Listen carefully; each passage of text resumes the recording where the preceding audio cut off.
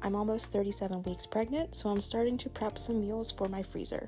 Today I'm making some breakfast skillet bowls. If you've ever had those microwavable Jimmy Dean bowls, that's what these are inspired by. So I'm starting by just chopping some potatoes. Once they are all chopped, I'm putting them on a pan lined with parchment paper, seasoning them with some oil, salt, pepper, garlic powder, and onion powder. And then these are going to bake in the oven at 400 for about 20 minutes until they're cooked and slightly crispy. Then I'm going to start cooking my breakfast sausage. These are just original Bob Evans breakfast sausage patties, but you could use anything. I'm just chopping these up and getting them starting to brown. While this is cooking, I'm going to start prepping my other vegetables. So you could really add whatever you want to this. I decided to add a yellow bell pepper and an onion. You could do jalapeno or whatever. Little trick once the sausage starts to stick to the bottom of the pan is to put some water in there.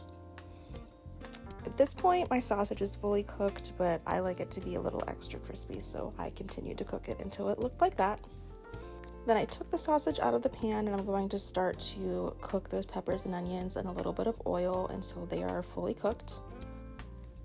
Then remove those from the pan and whisk up some eggs. I whisked 5 eggs with a little bit of milk until they looked like this. At this point, my potatoes were halfway done, so I am just tossing them just to get them evenly cooked.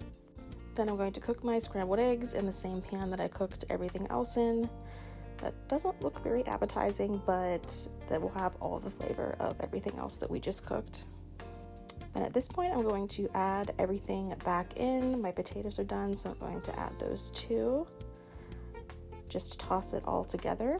And then you want this to almost completely cool before you store it in the freezer. If you try to store it while it's hot, that will not be good. For storage of this, I'm just going to put it in a freezer-safe bag with the directions to take out a serving and put it in a microwave-safe bowl and to microwave it for about 1 minute and 30 seconds. Then you can just top it with a cheese of your choice. I'm just sectioning these off so it's not going to freeze in one large clump, and then you can just break off whatever serving you want when you're ready.